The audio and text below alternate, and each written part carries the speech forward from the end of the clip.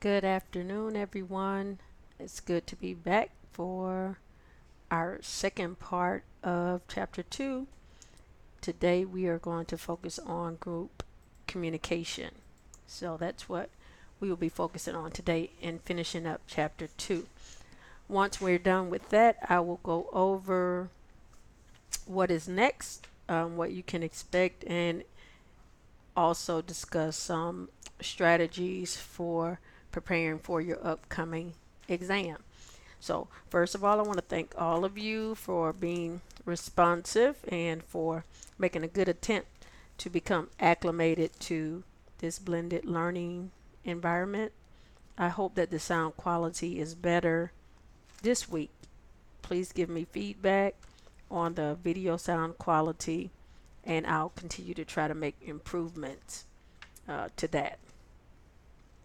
Okay, let's start first with where we are regarding your class schedule. So if you want to pull out your syllabus, we're right at, I'm looking at page 5 of your syllabus, your course calendar, and we're at week 4, chapter 2, focusing on interpersonal and group communication. And so we are still on track. And again, we'll talk about what's next in a little bit, but you can definitely use this course calendar just to compare uh, where you are with what we're discussing in class. Of course, I'll try to make a good effort of looking at the calendar and referring to it at least once weekly. But if I do not, feel free to inquire and ask me about it. Also, on page 4, which are grading criteria, keep in mind that the content that you've submitted thus far is just in the 2 weighted categories of in-class participation and online chapter activities and weekly discussion boards. So that's only 30% of your grade. So only 40% of your grade is being impacted right now based upon the assignments that I have prepared and you hopefully have completed to this point. Um, the other 60% we have not yet had any assignments in those categories. Your exam will be one in the 30% for your exams. Okay, so I'm just saying that so that you all can just be positive, keep a positive mindset regarding your grades and your performance, and do what you can with the time that you have. All right. Okay. Um, so let's dig right in. We are on chapter 2, focusing on interpersonal and group communication. I will try to keep this lecture down to about 30 minutes at best. Okay, but I admonish you again to read your chapters 1 and 2, and in order to prepare for your upcoming exam. All right. So we're at the learning outcomes 4 and 5. Identify factors affecting group and team communication, and discuss aspects of effective meeting management. Those will be our 2 goals today for today's lecture. Now, in review, I want to know who can recall the levels of business communication that we discussed in chapter 1. Hopefully, you all can recall them. You want to be able to do so for purposes of learning and for your exam purposes. But if you would refer to figure 1.3 on page 8 of your text, and you see those levels of communication. Again, we're looking at this in a business setting, but I think even in personal life, you think at levels of communication because it will change how and when you communicate, right? And so these levels are intrapersonal, meaning internally what I'm telling myself, interpersonal. And now in today's lecture, we're going to be looking at these, particularly this group communication. We're looking at that aspect. This group communication is a direct process of what? Organizations. Okay, so we're at that 3rd level now. We worked our way through interpersonal last week, and then intrapersonal, you're still kind of developing that internal communication process that is happening. That's a big part of your personal communication model development is to have that dialogue within yourself before things come out your mouth. Or when you're walking into a setting, how do I prepare myself mentally for what might be communicated or what may not be communicated, right? So that I'm in the right position. Um, think about that. Um, as we move forward. We also talked about those theories. I want you to keep in mind what were those theories that you can relate to more closely from your online lecture last week. Which ones were most relatable for you? What is it? Maslow's hierarchy of needs? Was it the Johari window? Where did you see yourself in the Johari window? And so I'm interested to know those things. So keep those things in mind. Let them guide you into further exploration beyond the course content. All right. So next, what we're going to do is review your meta communication activity. Let's see how you measured up. And I have your activities. Hopefully you have a copy with you. If you don't, they should be graded and returned to you by Monday of next week. So at that point, you can come back and review this lecture again and kind of check yourself. So on the metacommunication activity 2.1, we had these statements, and we have some others that we'll look at in just a moment.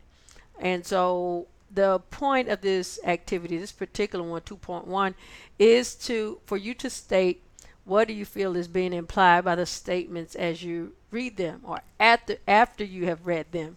And so these were the statements and these were the possible implications.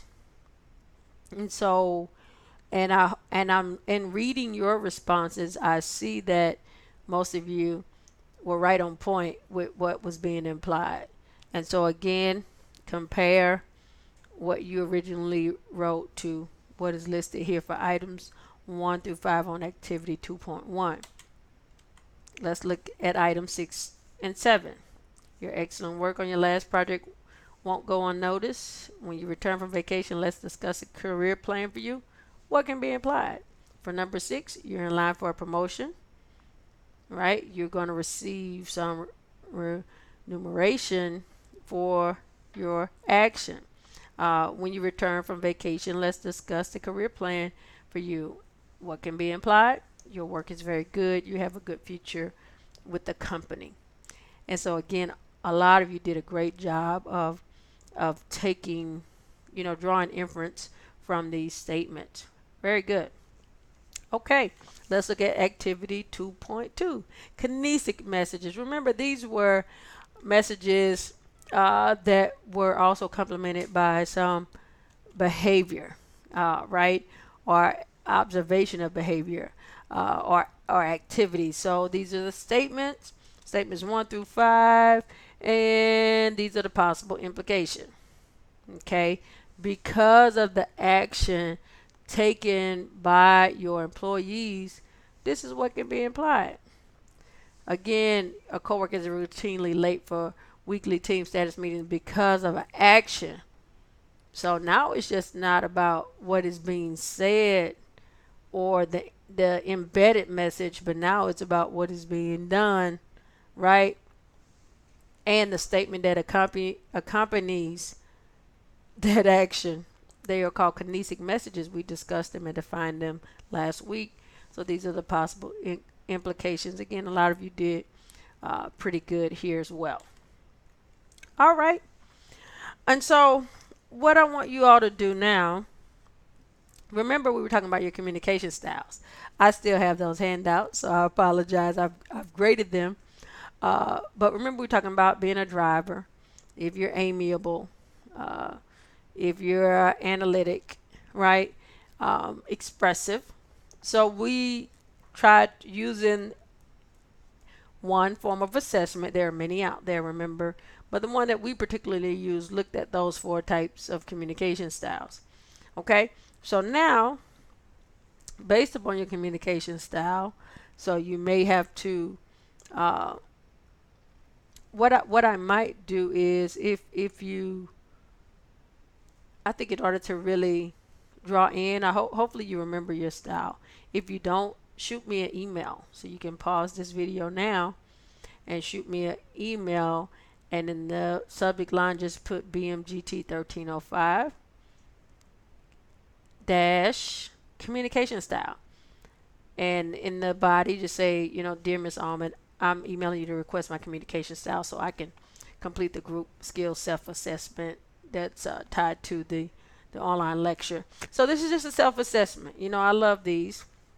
I like for individuals to explore where they are, without anyone else prescribing them as having been in a certain group or category.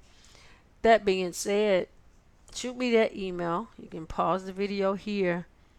I'll have my email up the entire day to be able to respond to your requests. So try to get me that email probably by 5 p.m. today. That'll be great. All right. Once you get that email back from me, I want you to answer these two questions. What is your experience with groups you've been? What is your experience with groups? Have you been positive or negative towards those experiences? Meaning, what was your disposition? What was your attitude towards the group experience? I didn't like it, or I liked it. It was very positive, and explain why. Okay, so that'll be a part of that assignment that you're submitting when you're done with this lecture. So, what is your experience with the groups? Has it been positive or negative? And why do you think that is? Okay. And also, how do you normally communicate in groups? Do you use your normal communication style? Which your normal, as we have identified, is whatever I wrote you back. Whatever response you got to that email about your personal communication style, that is your normal. That is that style you don't have to think about. You're going to naturally revert to that in comfortable settings. Of course, sometimes when we're in professional settings or we're uncomfortable, we may choose to sort of respond or adapt to the communication style of those maybe leading in those groups or those that make up the majority composition of the group. But what is your normal style? Okay. Do you find yourself making adjustments? Okay, in this group. So if you're normally amiable, easy to get along with, but in groups you're like, I end up being a driver. Why? Why is that? Is it because the dynamic or composition of the particular group? Was it that? And I want you to think about you can either think about it on average your experiences or think about it. I would try to challenge you to think about one particular group work or team experience to maybe complete this activity. All right. And so when you're done with this lecture, you'll click on group skills self-assessment under those online the BL1 blended assignments, and you'll complete that. All right. I'll try to send you a link to it as well so you won't miss it. Okay. And that'll be due by Sunday as far as your online class assignment. All right. So I want you to think about those. Again, I wouldn't try to answer them now. Maybe write them on a sheet of paper, open up a Word document on your computer, and make notes as we work through the rest of this lecture. Okay? Group communication. Why is it important? There's increasing focus on groups in today's workplace for a lot of reasons, a lot of good reasons. One is because managers are realizing that they can do more by organizing or structuring that organization as a flat one, meaning they allow individual team members to have greater input and interaction and impact on decisions that are made. Okay. And so I might not have the formal authority, but in my particular organization, the role is expanded to where I don't need the title in order to make informed decisions or to have an impact on the decisions that are being made regarding my work. Okay. As a result of this, there's a need for cooperation, because if I'm going to disseminate or provide individuals with equal access and equal, I would say, amount of power in the decisions that are made regarding the work that we're doing within our organization, then I need to be sure that everybody is cooperating. That's the hard part, is to make sure that everyone is cooperating. So there is this need for a heightened focus on cooperation by ensuring that everybody is openly communicating, right? And also information needs to be open. There needs to be a constant flow of information. Everyone needs to be open to collaborating and engaging with one another's. Not just that, reward systems need to be tied to these cooperation efforts. Okay? So it's really important in the workplace, and it is really growing. What then becomes important to organizations, and what is important to you as a professional, emerging professional, or emerging leader, if you plan to be in leadership or supervisory position within any organization? What are those things that are characteristic of an effective group? What do I want my group to have in order to ensure that our efforts are effective? Okay, so one is just making sure that we share this common goals. This focusing on goals allows members to overcome their individual differences of opinion and to negotiate acceptable solutions. So this shared focus on the goals is really necessary. Otherwise, you're starting on the wrong foot. And so the number one thing that should be characteristic of your group is that we have common or shared goals. All right. Then the second one is role perception. This is the general perception of how the group should operate and self-concepts that dictate behavior. Remember, groups are made up of individuals. Put that in your notes. Why is that important? It's important because how I see myself within the scope of the bigger and larger group is going to affect how I behave, right? How I conduct myself within this setting. And so it's important that the role is clear. You want to send the right message.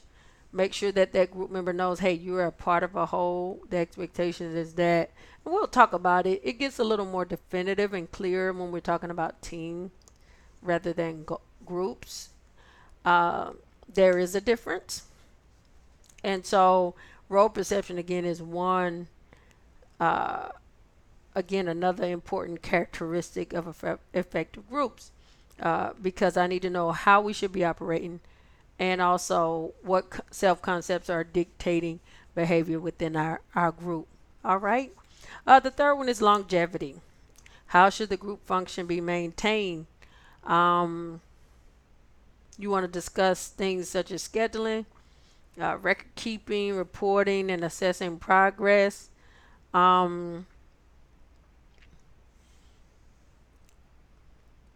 is the main intent of the group, right? And so your functions, your maintenance functions should match, right? The longevity, the intent of how long this group is set to last. All right. Then size. You might, as far as the size of a group, I I think it would have to do with, as far as your group and effective groups, the size would have to do with your process for communication. Let's focus on that.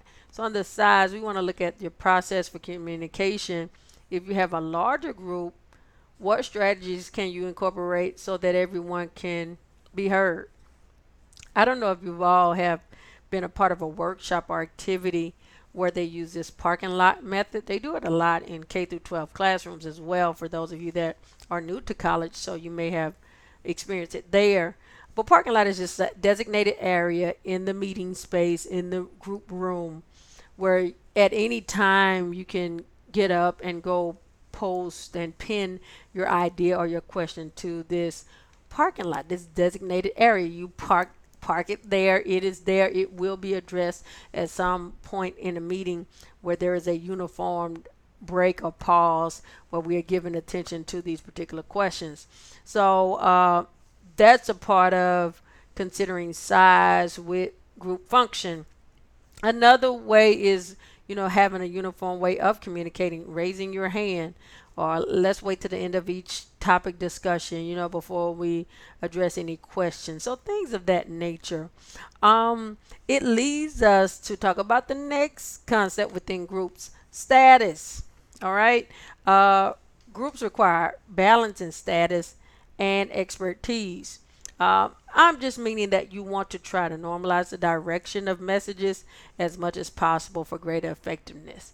So you don't want to talk over people's heads. You don't want, people to feel like, I really don't understand what you're saying, or you're not privy to this particular conversation. Well, this won't apply to everyone. So making statements like that uh, are not the best. So you want to minimize that, or normalize was a better word, right? Normalize the direction of messages. Remember that down, up, and horizontal communication that we talked about? Yeah, we want to make that as horizontal as we can with regard to group communication. All right. Next is group norms. Again, a lot of these things within teams, that'll be the biggest difference that you'll see between groups and teams. A lot of these things are a part of a team's normal processes. It's not the same with groups. So again, how do I know that I've formed an effective group and we, we're pursuing our goals in an efficient manner? I'm going to have these characteristics. I will have some group norms for my particular group, right? So there should be some standard of behavior, some standard or SOPs. You know what SOPs are? If you don't, that's just standard operating procedures. You usually see that with regard to a complete organizational system, but you can have a SOP for your small business. You can have a SOP for your groups and your teams, as here. Those things are part of having group norms. So it's just the average or standard behavior is similar to your student instructor contract the first day of class, right? We discuss tardiness, the 5 minute late policy, distractions, no technology, to establish the norms for our class and to promote what? Active participation. So it's two-part. It's not just to constrain people to box them in, but it's actually to set us up for success for pursuing whatever goals we've been brought together to pursue. So I want to switch the focus a little bit into leadership roles, because this is a communications and management course. So I want to switch it to leadership roles a little bit and asking, is this role even necessary for groups? Do you need a leadership role? Because if we go back to status and group norms, try to normalize things where there's no large power differential. Do we need leaders? Right?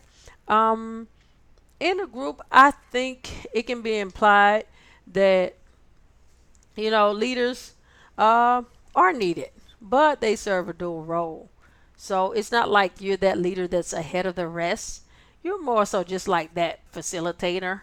And so you're working towards your task goals. You have specific objectives that you're seeking out as well. You have to contribute to the development of the group and individual goals. So it's a little complicated. So before you volunteer and say, yeah, I want to lead that group, think about it. Okay, the whole task goals that we have, specific objectives we need to achieve as a group. I'm going to have to direct that, as well as make my individual contribution to the development of these group goals and individual goals. And so it's a two-edged sword. And so just know what you're signing up for. And again, in this role, you're just more or less acting as a facilitator and moderator to keep things flowing during your meetings. To be that person that say, hey, we need the rules in place. We're not getting anything done. I was just in a board meeting this morning, and that's one thing we have been struggling with is efficiency in running our board meetings. We only have an hour time, and we're all professionals from different backgrounds, different corporate backgrounds. We all have a lot going on. We all volunteer our time to serve on this board. And the question came up today, okay, do we need to start the meeting 15 minutes late every time we meet once a month? And my answer to that was no. You have rules. And so, whereas a lot of members may be struggling to report on time, why lower the bar? Keep these rules here. We have rules. We will try to, meet middle ways. Ultimately, the decision was made to move it back 15 minutes. I see that being a problem. You know what that future conversation looks like? Oh, y'all remember when we used to start at 8 o'clock? Now we start at 9 o'clock, and at 9 o'clock, only 50% of us showing up, whereas 70 or 80 was showing up, even though they could not make it at 8. Okay, so how is that for trying to do things efficiently and effectively? Have some norms, stick to them. The person that, if you are that person that steps up in this role, you need to have some get up about you, some resilience, to be able to go against the grain to ensure that your organization achieves its goals. Okay, page 32 talks a little bit about that. Now let's move into these groups and teams. Is there a difference between groups and teams? What do you all think? All right. Um, I'll say one thing. They differ in attitudes and level of commitment. Why is that? Teams always have maybe a clear identity and a high level of commitment on the part of the members. Why? Because most teams, you think about a football team, look, we want to win. That's our goal. Those of you that have been a part of organized sports in high school, part of band, you already know how that is. And so that commitment then becomes the sole motivator that drives performance within a team environment. Most groups don't have that. So most groups come together for what reason? They're just social. This is a social, informal group. There's not much structure. We come together for the sake of coming together, just to support each other. Is more supportive. So if my aim or goal is just support and fun and reassurance, and not so much, structure and having a clear goal that we've identified that we're in pursuit of, that changes it right there. That's the main difference. Attitudes and the level of commitment. That's all to it. And again, you can see why that is so. Can we have groups in formal organizations? Sure. But again, let me give you an example. In my current work, we have a summer reading book club group. We have, what other ones do we have? We have some other type of professional development groups, and they're really just there to discuss different topics and different aspects. We have learning strategies groups and technology and innovation groups that are not formally structured. So when we come together, it's all fun times, and we're not really we don't have an agenda in front of us, and we're not checking any boxes, right?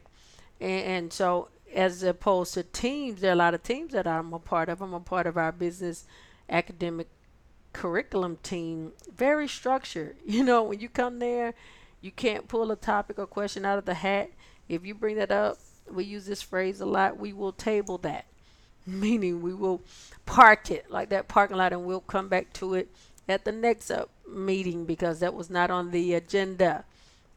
So teams are very formal. So how then, I will tell you that most teams began as groups, right?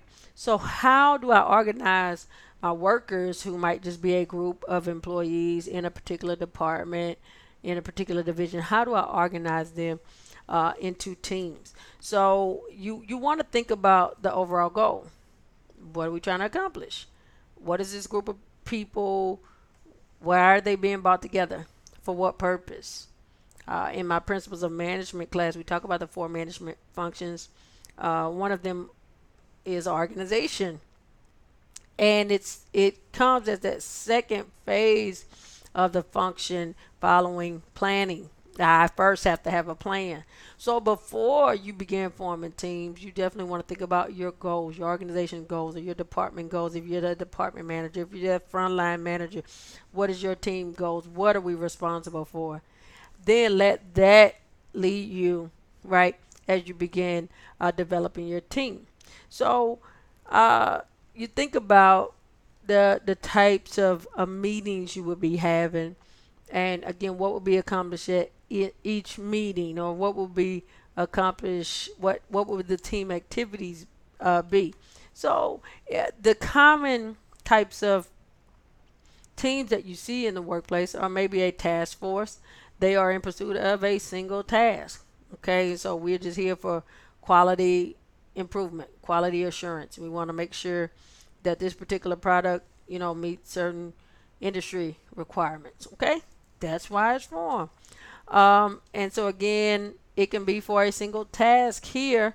That task force could be, we want to improve wages, right, for a certain classification in our organization. So maybe our hostess, if we're running a restaurant, they're underpaid.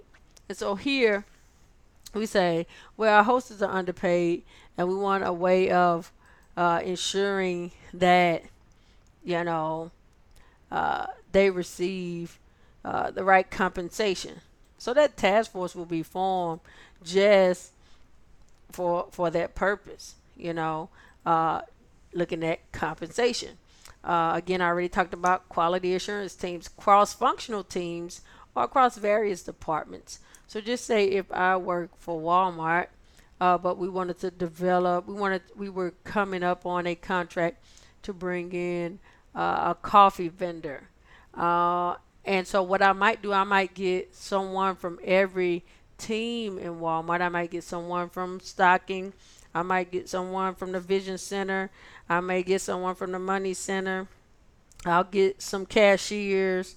Uh, I'll get those individuals that are dedicated to one area of the store, auto, and bring them together and say, look, we want to form this team for the purposes of uh, figuring out if we should allow this certain vendor to come in. Will the customers that frequent your area benefit from this? Will they, uh, engage and make additional purchases beyond what they intended to if we were to make this decision? Okay, so that's the need for a cross-functional team. You see it happening too in more formalized organizations where they bring someone from sales, someone from marketing, uh, someone from administration, someone from operations, all together, right? That's usually if it's about a product development or service development, right? And so it's about innovation and change. And so we form teams for that reasons. So let these four be maybe the main drivers if you are in that position where you have to organize workers into teams, or if you're a part of a particular team in your organization, you're like, I don't think it's effective. I don't think we're set up right. You might want to bring some of these tips to your managers or those that you work with and say, what is our goal? What is the goal of this team? Or if you're part of a team and you're like, we're moving nowhere fast, it may need to be reorganized or maybe disseminate. All right. So a big part of leading effective teams is it being built right. Okay. So if the foundation is not strong, of course, everything else does what? Falls out of line. And so we're almost done. I probably have about 6 more slides. So we're going to push through. So this might end up being a 45-minute lecture. But again, that's probably what you expected to have. You get that in class. All right. So bear with me. So Tuckman, he created this linear model of group development. These are the stages that a team must go through in order to effectively engage in effective teamwork, right? Um, First stage is just forming, and I want you to know these team development stages. The first one is forming. It's an acquaintance with members and a task. Okay. Um, so in this stage, we're just coming together. Remember with the groups, those informal groups, and we're saying that whole role role perception ideology, that's taken care of here. Remember, that doesn't formally happen in groups, but you, for effective group, those things characteristic of an effective group, you want to have it in place. But here with forming, that's simply what it's about, getting to know one another. Okay? That's the first stage. That's what I kind of had happen the first day of class. I didn't jump right in and start teaching you all. I let you all stand up and share who you were. Are we not a group? We are. We're a class group. Um, and in fact, maybe even a team of a sort, because we're pursuing a single purpose, which is to what? Pass this class, to learn about communication and management and pass. But it's just getting to know one another. The second stage is storming.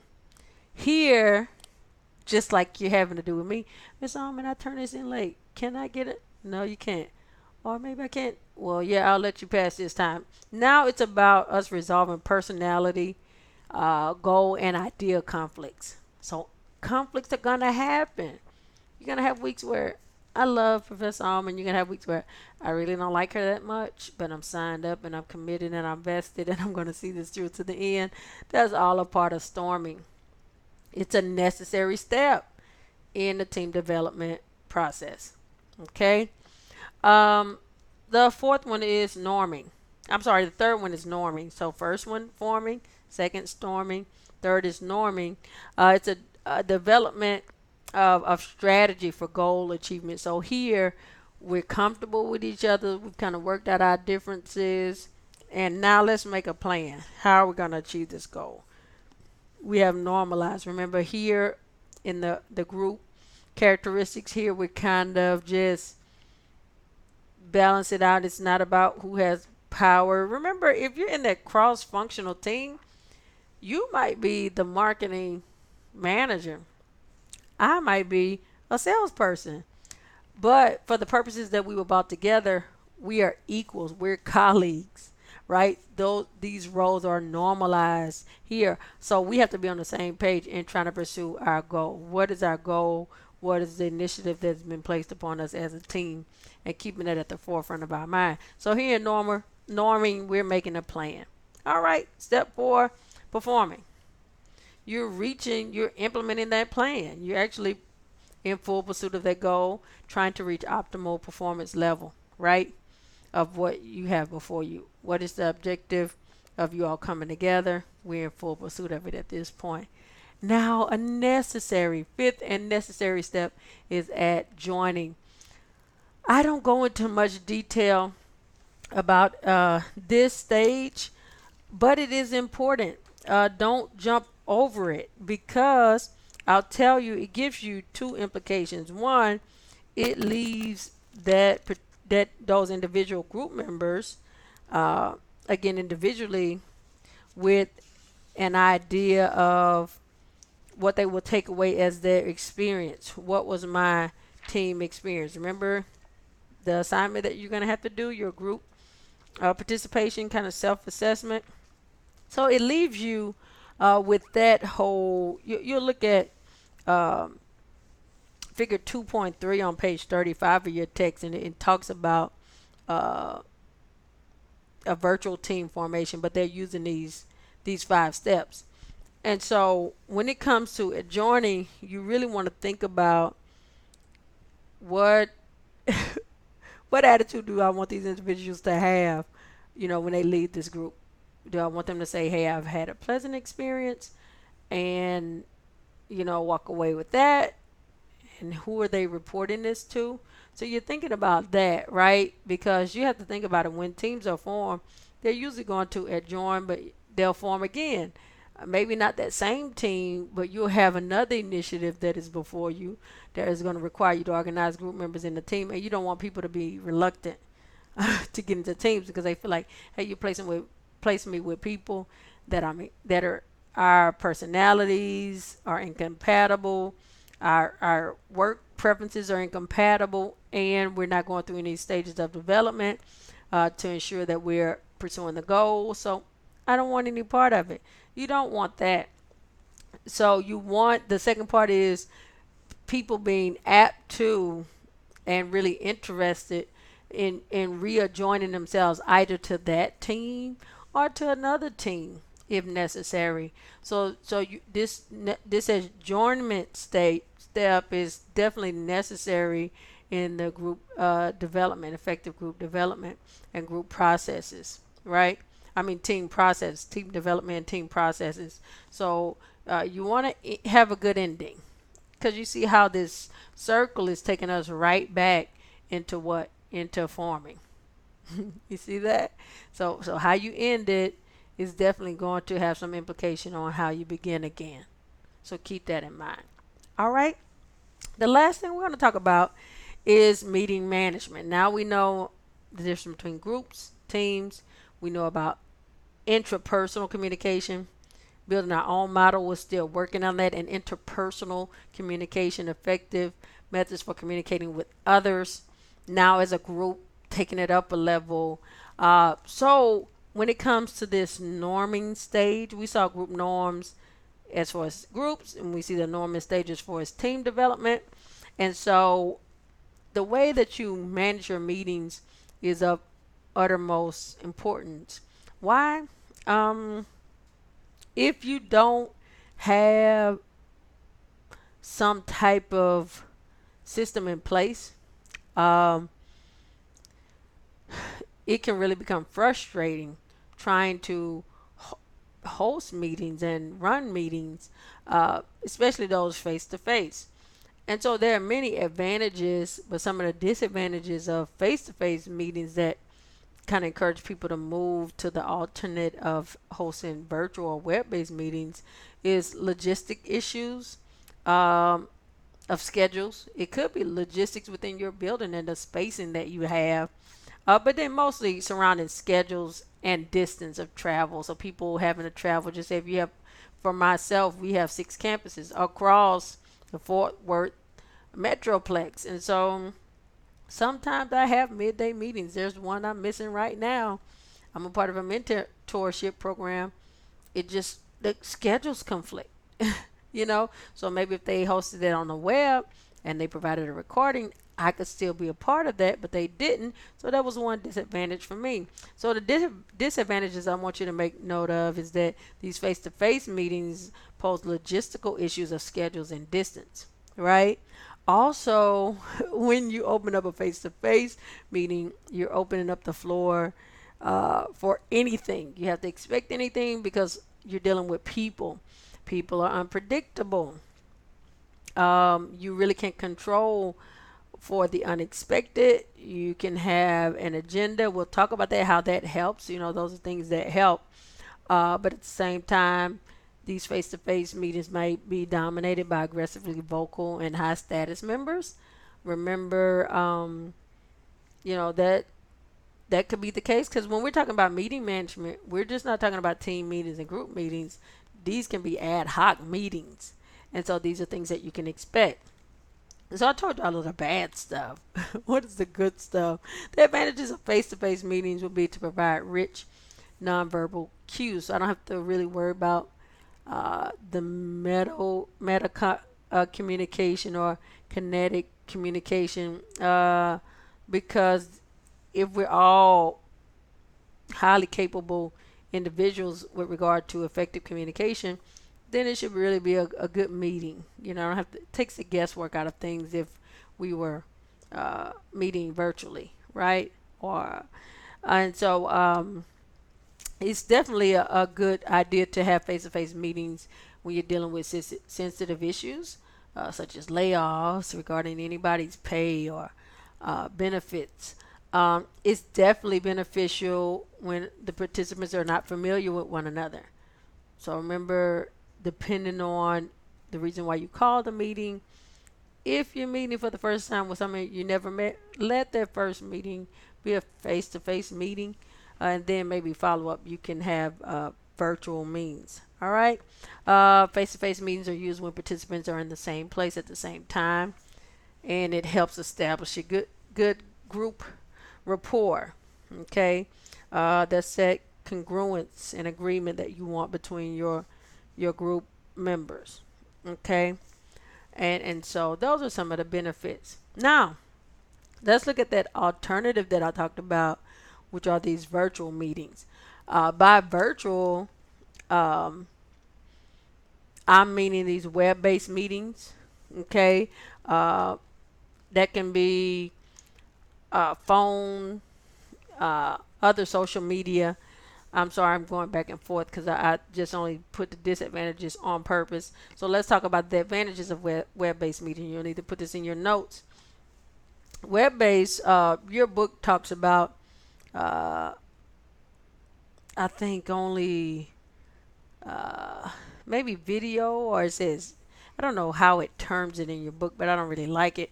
I rephrase it to be web-based meetings or virtual meetings because what are some of these communication outlets that we can use? The phone, other social media platforms such as FaceTime, Google Hangouts. Okay, so there are many advantages of virtual meetings. Um, One is to facilitate geographically dispersed groups. So individuals that are in different places, like the example I gave you of myself today, I wanted to be at that meeting. I thought it was very important. I couldn't be. I'm here with you. I'm recording this lecture that you're watching now. And so that was a big disadvantage for me. So if they would have administered it virtually, I still could not be there in real time, but maybe perhaps could have watched the video later and provided my feedback. It speeds up follow-up activities through electronic recording decisions and action items.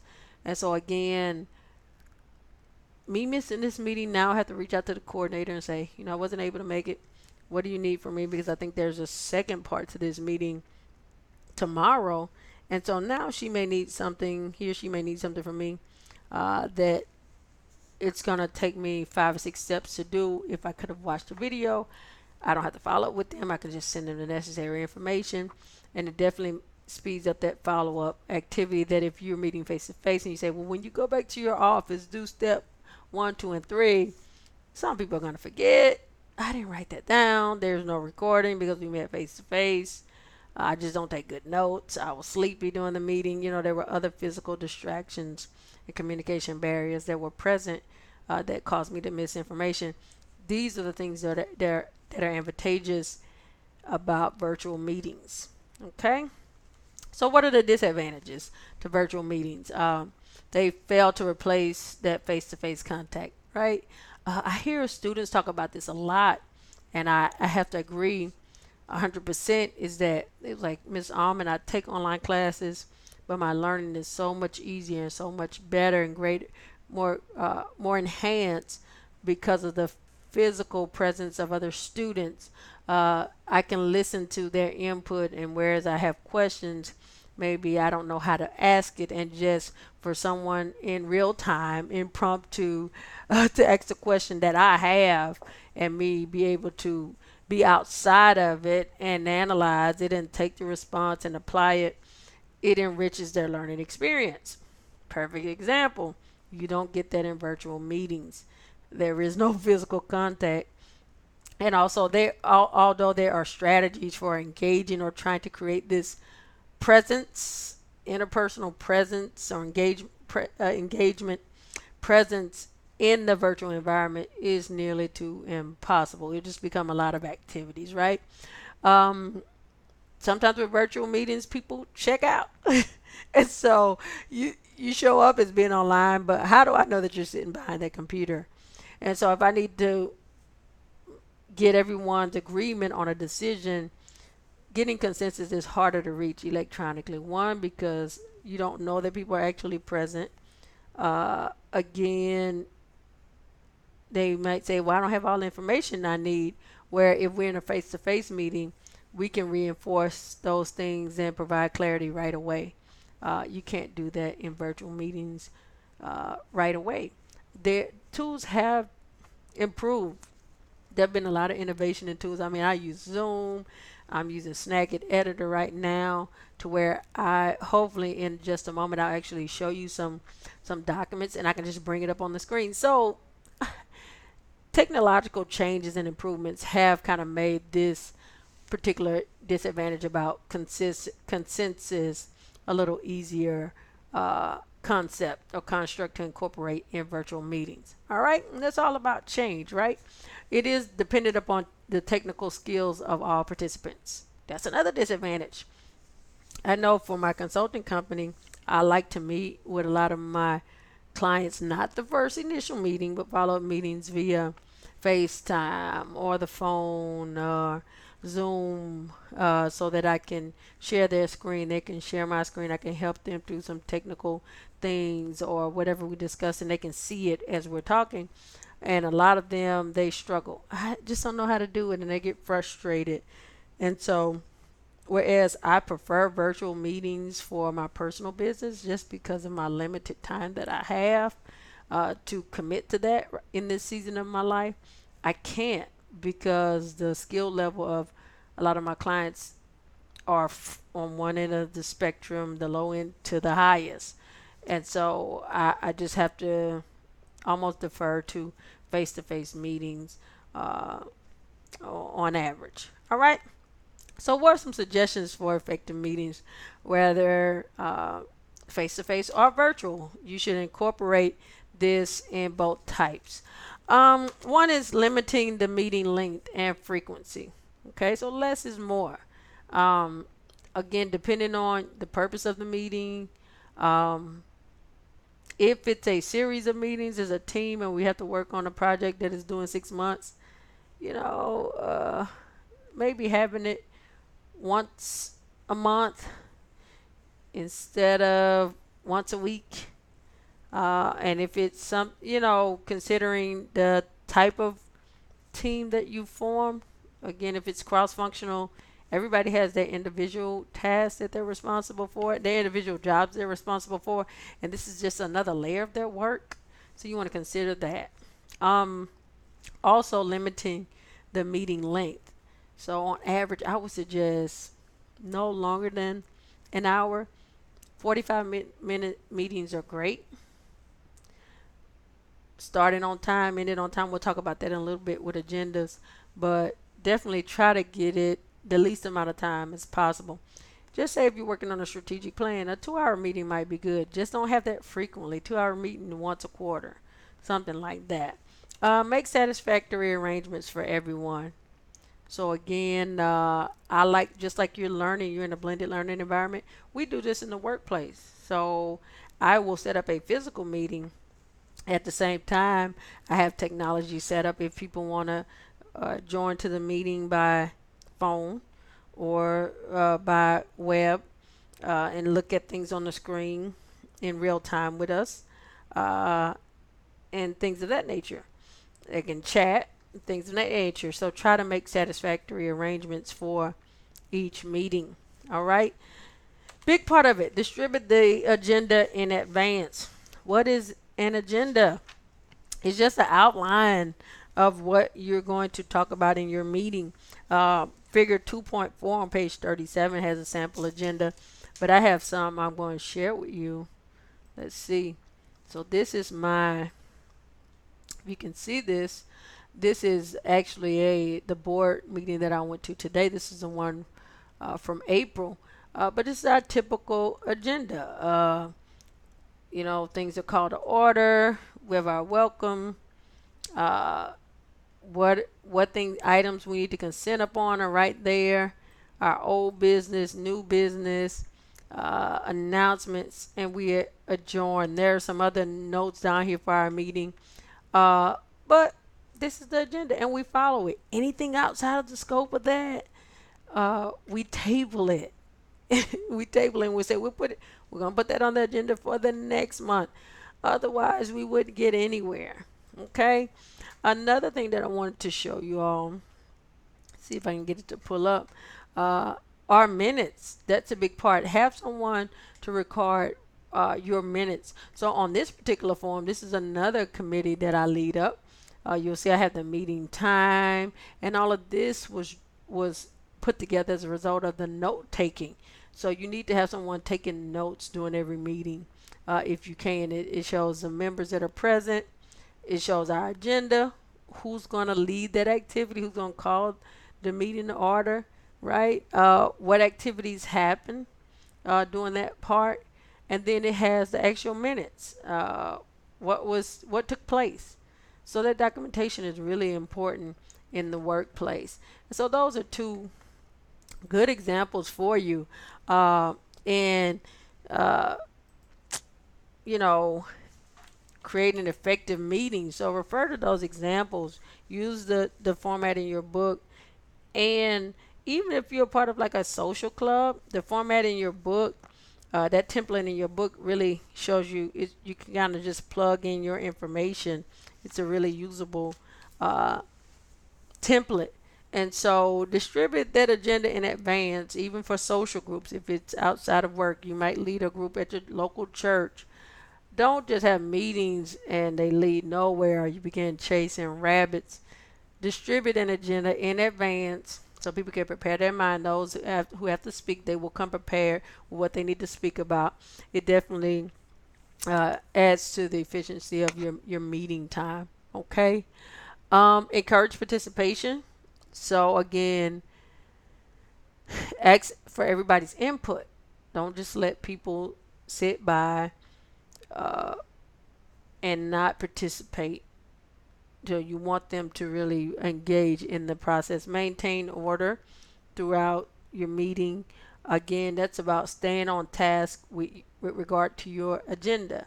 Again, that's not on the agenda. We will table that. We'll discuss it later, or you and I can meet for coffee following this meeting. Be respectful of the time for each participant. Manage any conflict that comes up. Again, if you notice that someone is becoming aggressive, or if someone has a confused look, it's not that you're ignoring it, but you're like, I wonder if I can address that later. If not, maybe ask them, hey, Joel, are you thinking about something? Is there something that's coming to mind? Do you not agree with something that was just said? That's it's it's one of those times where you're actually encouraged to call people out because it's a necessary part of that conflict management. What are you struggling with? Inside your head or with what is being said, so that we can address it and move forward. Okay. Seek consensus. So as you move through each agenda item, the proper way that you can do that, I also put on here a good resource for you if you know you'll be in a supervisory position or if you'll be on committees. Is to purchase Robert's Rules of Order.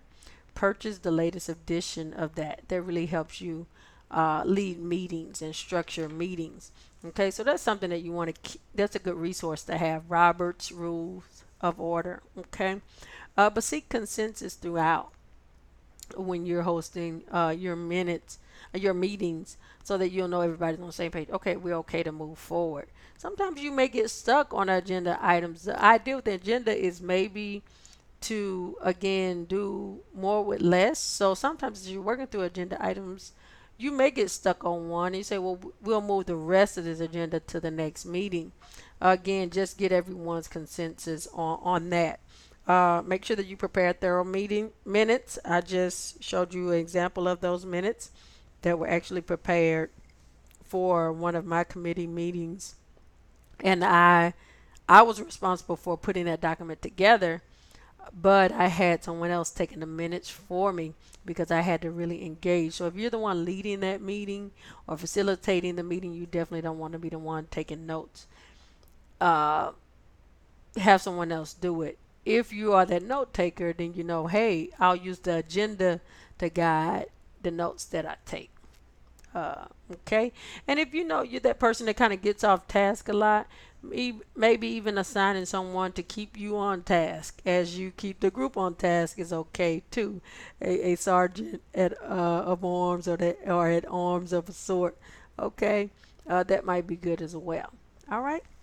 So I hope you enjoyed this week's lecture. I hope that you paused and rewind the video to try to make sure that you were able to adequately grasp the concepts that I talked about. If you have any questions, you let me know.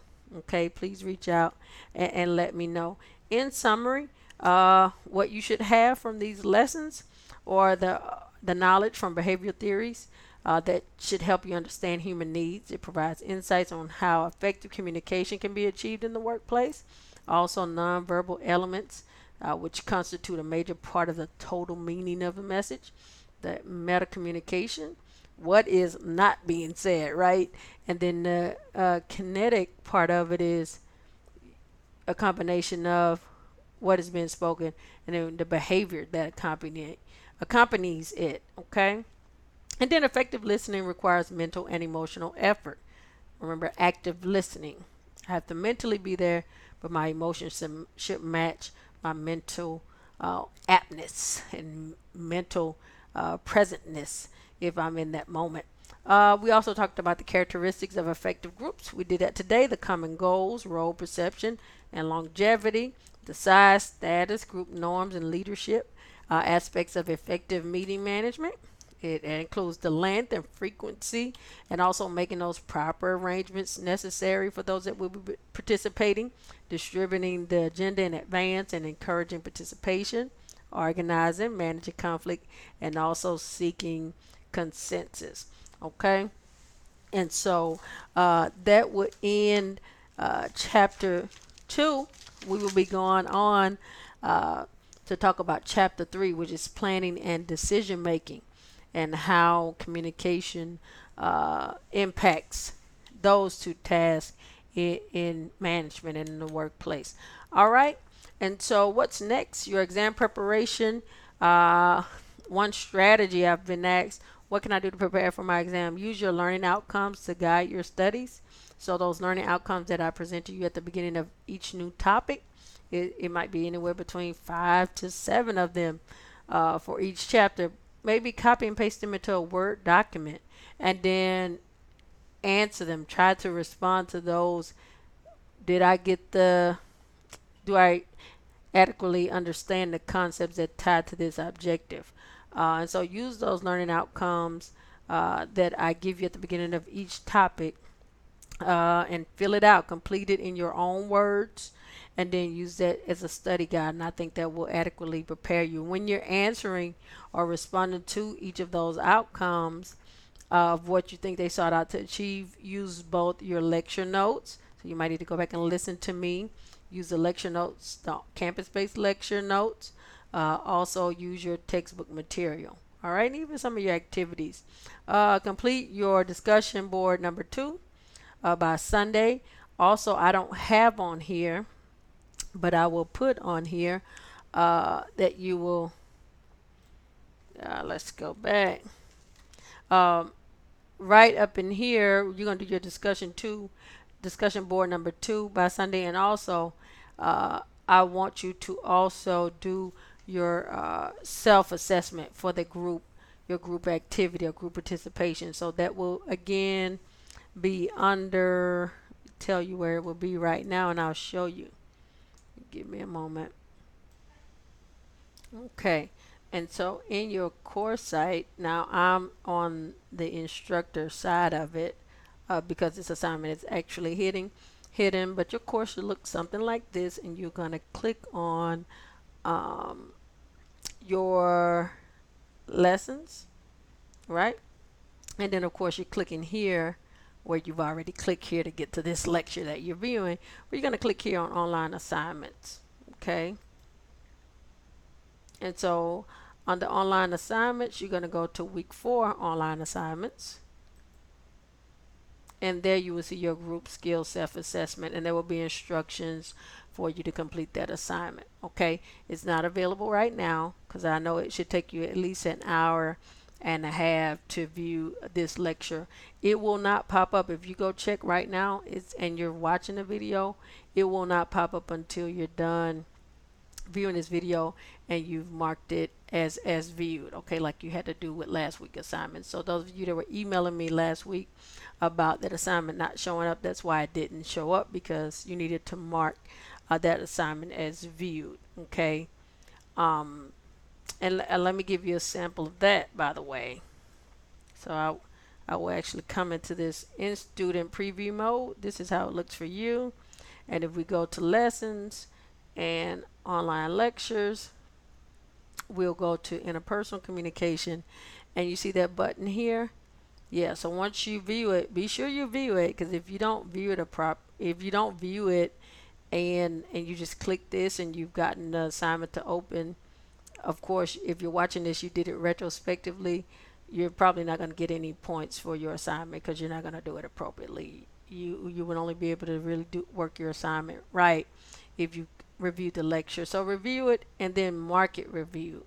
Okay, there is tracking on there to where I can actually see if you viewed it, but I try to use the honor system here in letting you mark it when you're done viewing it. Once you mark it reviewed, it will say reviewed.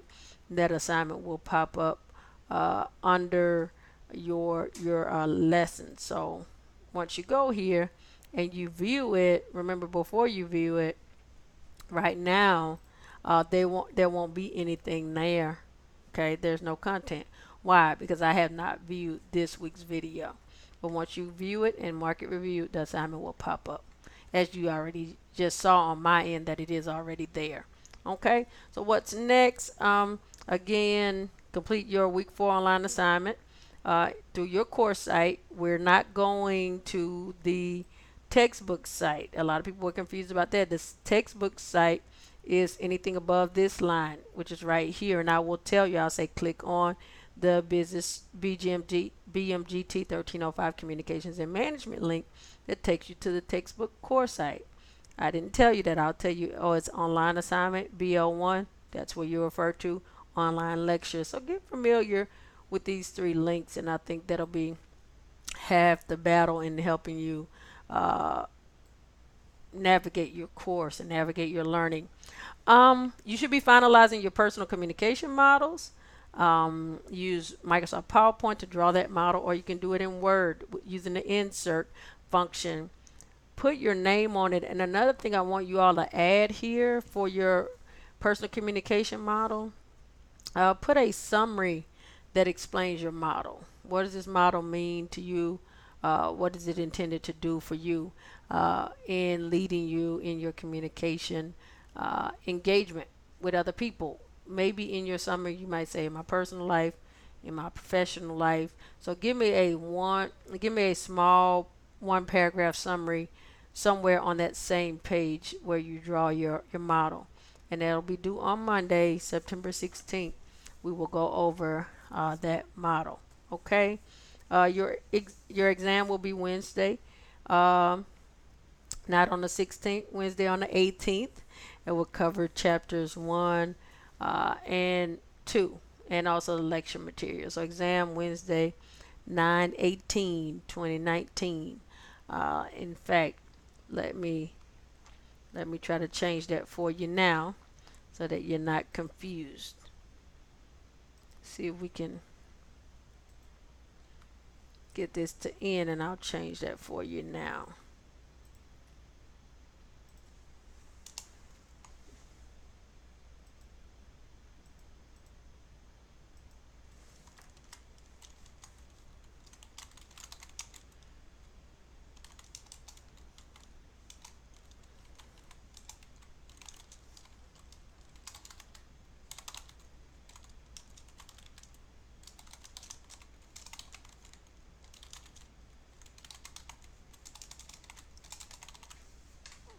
All right.